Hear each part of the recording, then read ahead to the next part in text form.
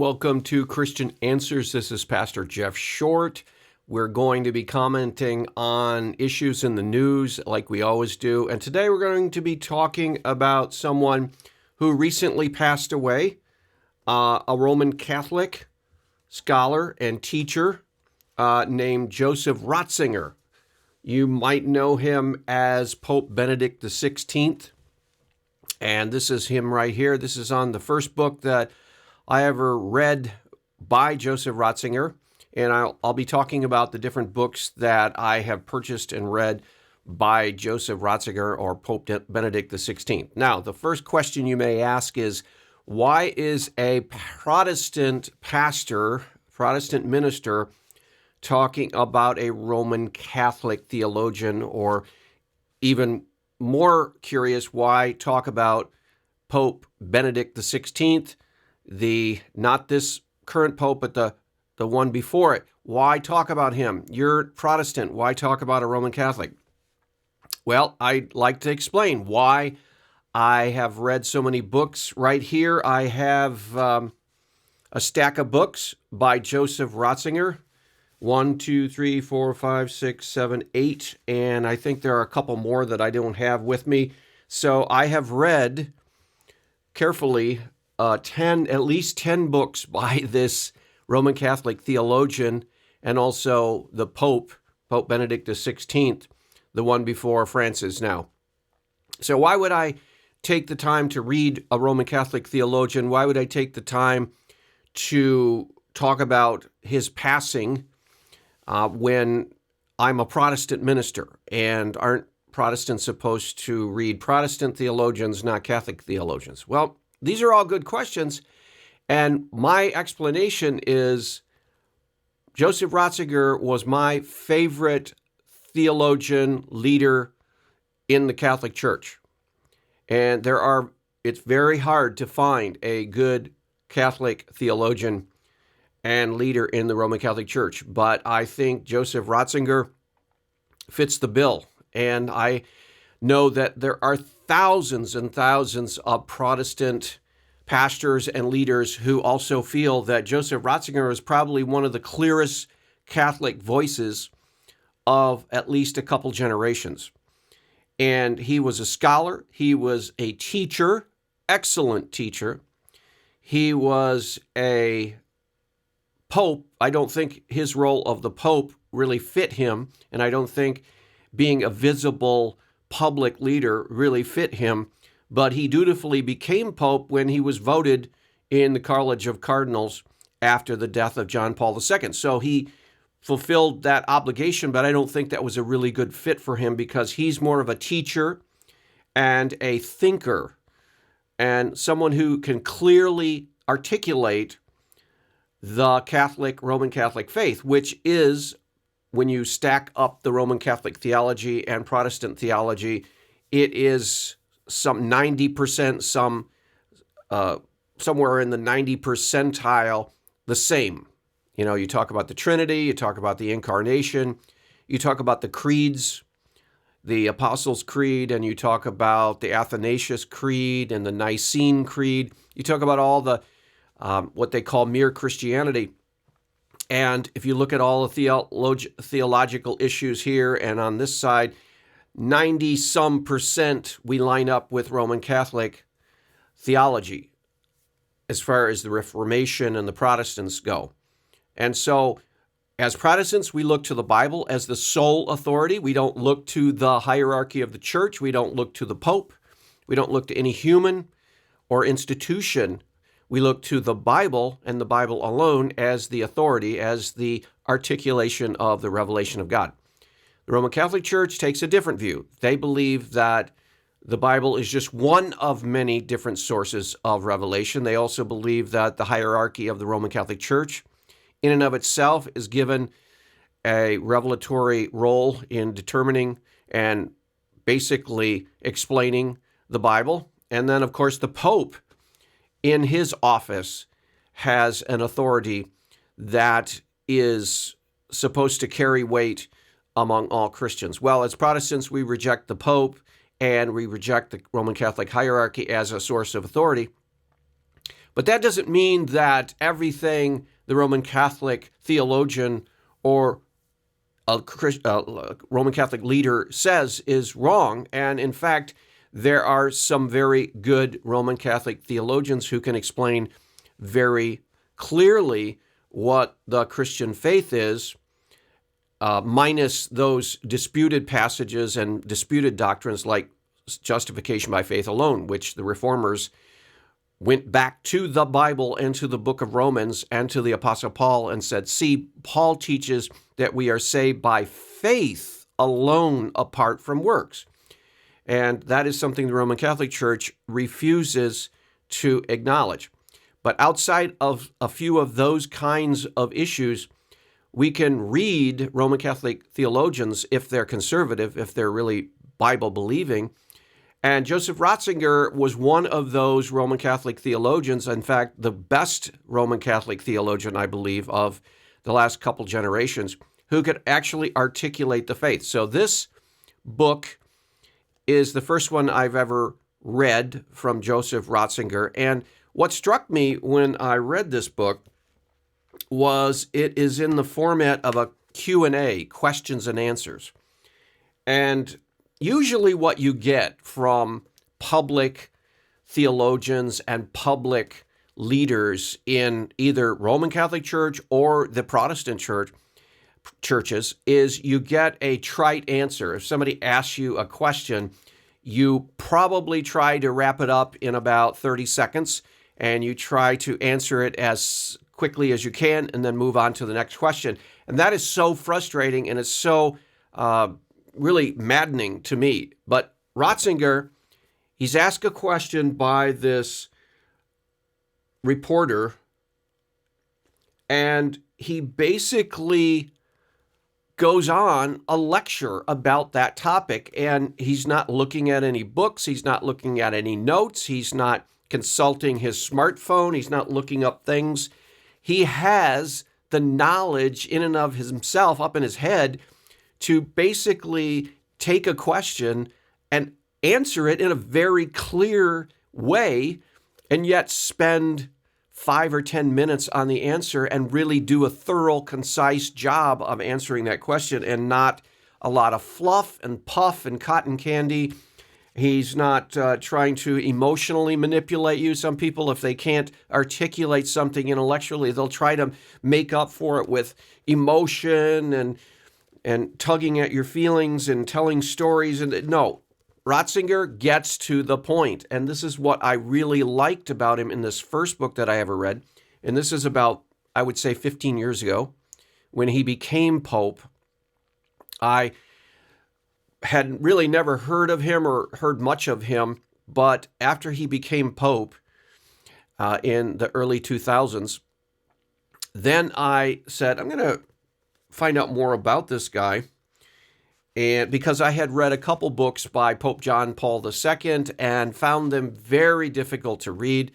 Again, a lot of more emotional language, more stories, it was very hard to actually understand a lot of times what Pope John Paul II is saying. And I have, I think, 2 or 3 books by Pope John Paul II.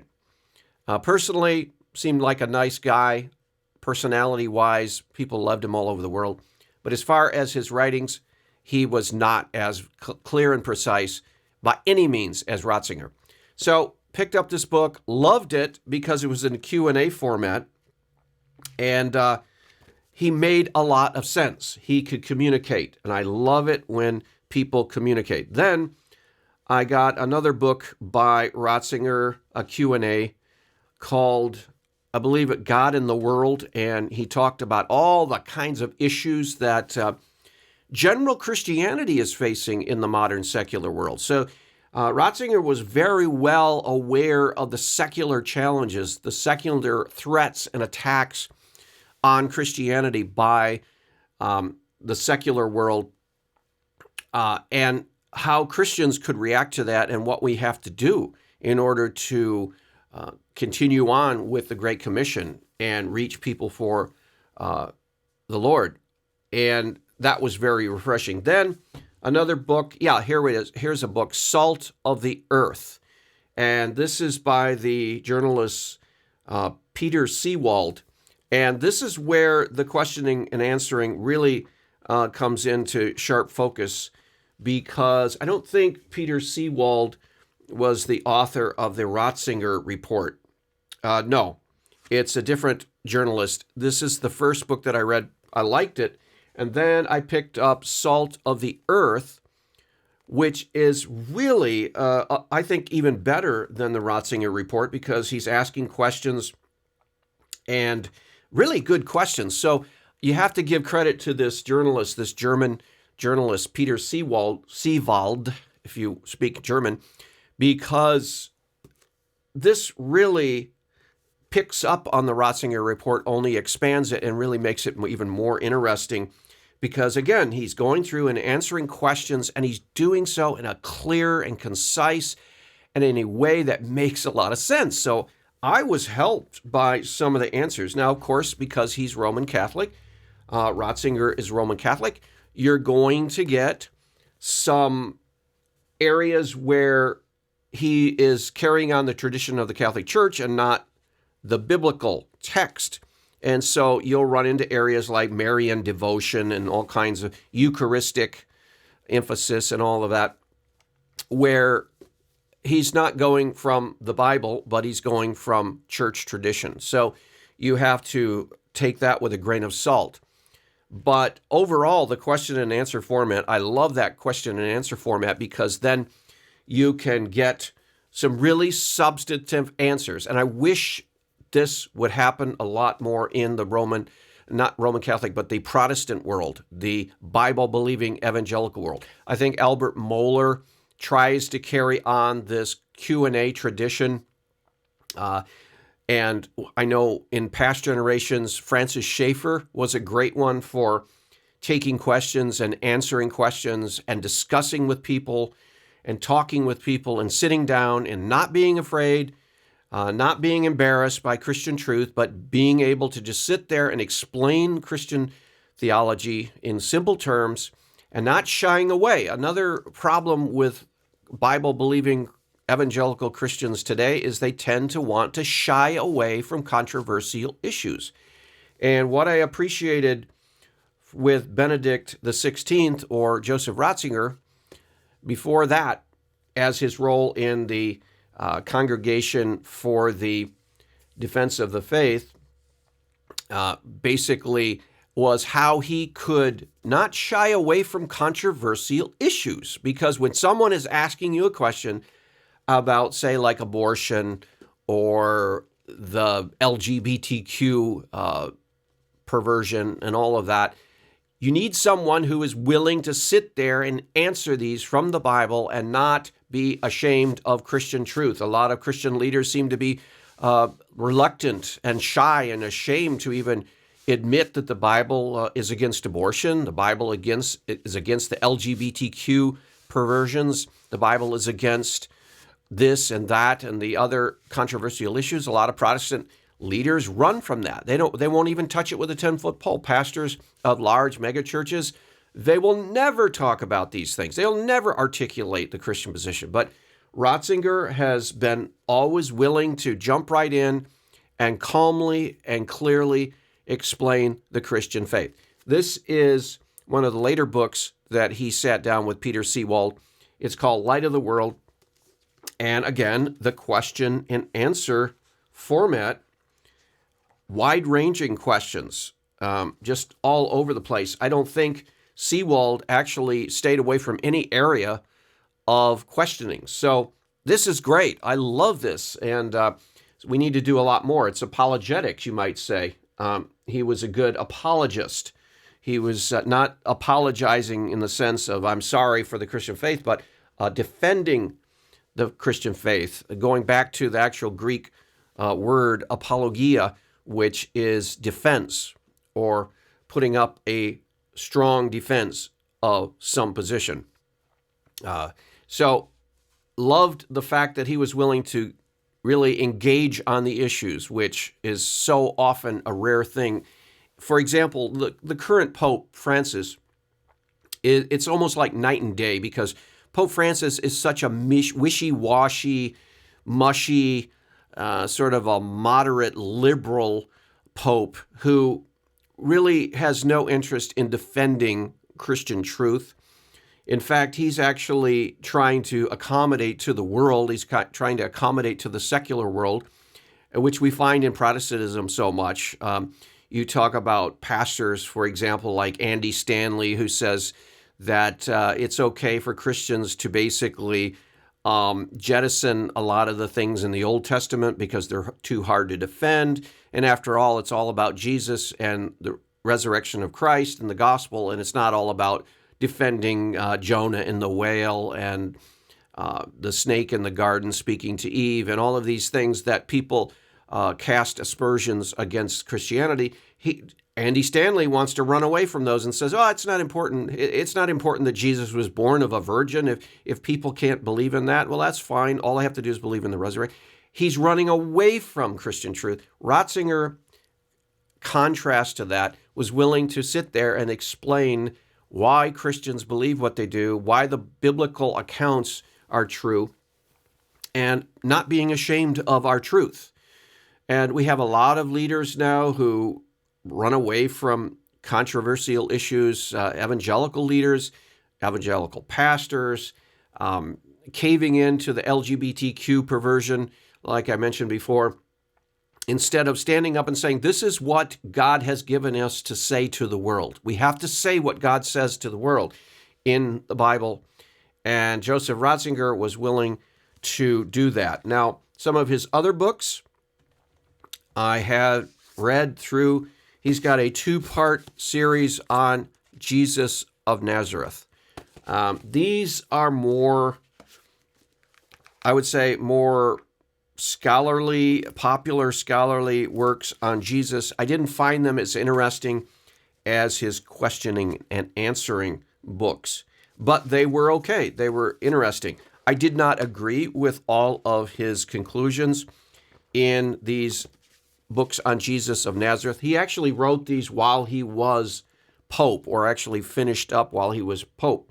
So these were not released before he became Pope. He released these after he became Pope.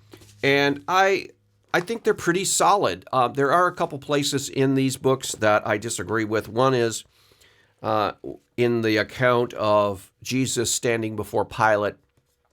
It says in the Gospels where the Jews that were standing around at the prompting of the Jewish leaders called for the crucifixion of Christ. Crucify him, crucify him. And he tried to say, well, that was not the Jewish people that said that. That was more the Jewish leadership that were manipulating the people. And so he was trying to say that there was nothing wrong with the Jewish people in rejecting Jesus. They were just following their own leaders. He's also somewhat weak on his understanding of evangelism in respect to the Jews. He would probably advocate more of an idea where the Jews are God's chosen people and we should not directly and aggressively evangelize them because God will take care of them in his own way. Well, that is not what the Gospels teach. That is not what the Bible teaches. And so you can see there are different places where Joseph Ratzinger and good, solid Reformation theology depart. And that is one of them. You have to realize that Joseph Ratzinger started out in his early career as a theologian in a more liberal crowd. And he became more conservative when he began to see the rioting of the 60s and the student rebellion. And he realized that there was chaos that was occurring after the Vatican II of the 1960s, that big meeting in Rome where all the cardinals gathered, and there was a lot of issues. There were issues discussed dealing with the modern world, and basically what the perception of that Vatican II is that the church should accommodate to the world and that was the perception. Now, actually, if you read the writings, it's not that strong of accommodation, but people took it in the sense of we need to open ourselves up to the world and become more like the world. And so then you got a lot of different reforms. And then Ratzinger comes along and says, oh, wait, that's going to create chaos in the church. We need to have a theology of continuity with the past rather than a break from the past. So he turned conservative, actually, and returned more to the Bible and began to advocate for a more traditional, historic Christian approach than he had earlier in his career as a more of a liberal. But then he began to really realize that the secular world is a threat to the Christian church and to Christianity. And if we don't defend our faith against secularism, it will basically swallow us up. And we can apply this to all churches, all denominations, Bible-believing, evangelical, conservative, Reformation-based churches. We face the same problem with the secular world. So he's written some other books. He's collaborated with some other authors.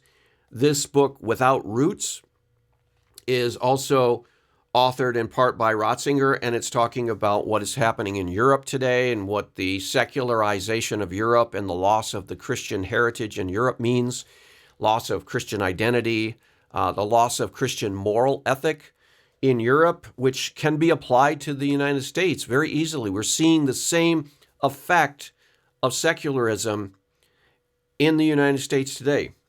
And so Ratzinger is very keen on exposing the lies of secular humanism, the lies of socialism, communism, and he lived through the World War II, and he lived through the Nazism, and he realized that Christian values have to be defended or else they will simply be trampled underfoot, and secularism and a deep, dark, decaying culture will set in.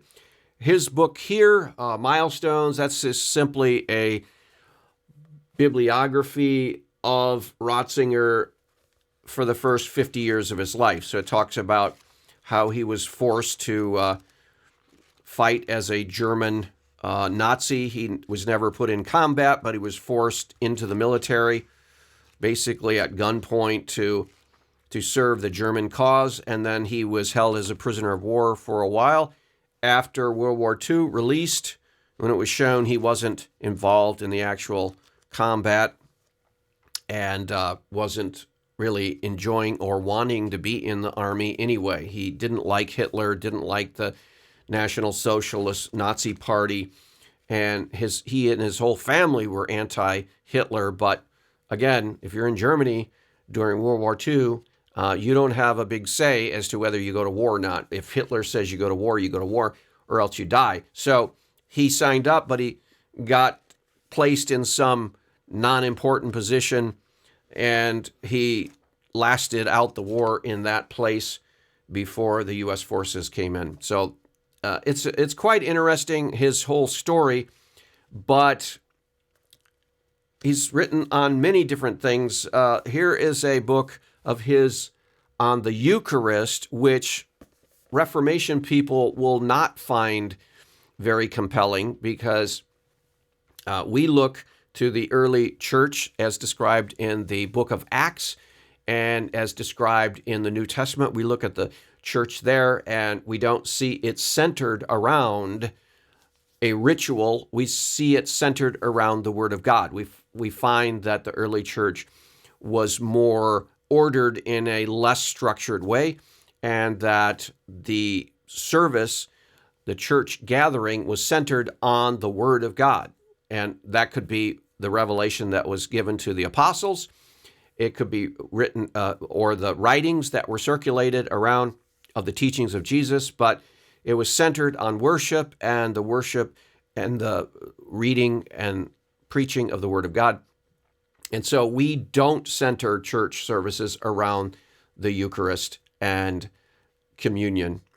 We also don't see the metaphysical and philosophical foundations that the Roman Catholic has for the turning of the bread into the flesh and the wine into the blood of Christ. They actually believe that it turns into real flesh and real blood, which we see as more of metaphor and symbol. And so, again, he's coming more from a traditional Roman Catholic perspective, but if you read his other theological works, especially the question and answer sessions with Peter Seewald, you will find a very interesting person, and you will be helped in your Christian thinking because this is a real thinker. Ratzinger was a real thinker. So the only problem I have with him, outside of his staunch traditional Catholic distinctives, is that he resigned. That was the problem. We needed him and his influence, and he could have simply said, I don't have the energy to gallivant around the world like Pope John Paul II did. He was actually the first rock star traveling pope that would go everywhere on jet planes. And Ratzinger kind of found a bad situation because he couldn't follow up after John Paul II and do that. And the thing is, he didn't need to do that. He was gifted as a teacher. So he could have basically stayed in Rome and just traveled just a few times a year, but spent most of his time teaching the Christian faith and explaining how we are to carry out our gospel mission in a secular world. And he could have had audio and videotaping of his lectures. He could have set up shop there in the Vatican and actually have lectured every week. And he could have expanded his already huge teaching ministry and his writing ministry and used it for a force of good. But he didn't. He resigned. So we're still scratching our heads and saying, why did this man, who is one of the better teachers and articulators of the Christian faith, why did he step down from his position, especially now in retrospect, because we have this liberal, wishy-washy, terrible leader in Pope Francis, who basically is accommodating to the world and basically caving in and compromising to the secular world in order to what? Be popular, to be relevant. Well, we needed that Ratzinger stability and solidity, and we needed him to be able to teach Christians how to live in a secular world and carry out ministry in a secular world and how to articulate our faith to a secular world. We needed that influence, and we didn't have it. And so for almost 10 years, Ratzinger sat on the sidelines and was basically silent when we needed someone who could articulate the faith, who could explain our situation in the secular world, who was sidelined. And we had this clown, Francis, running around, gaffe-prone every time he picked up a microphone, but couldn't stay away from a microphone. And that's what we're stuck with. So it's sad that Ratzinger had to resign and give up his platform, but that's what happened. But let's celebrate the good that he did do in the world. I hope that's been a helpful commentary. We'll see you back next week. God bless.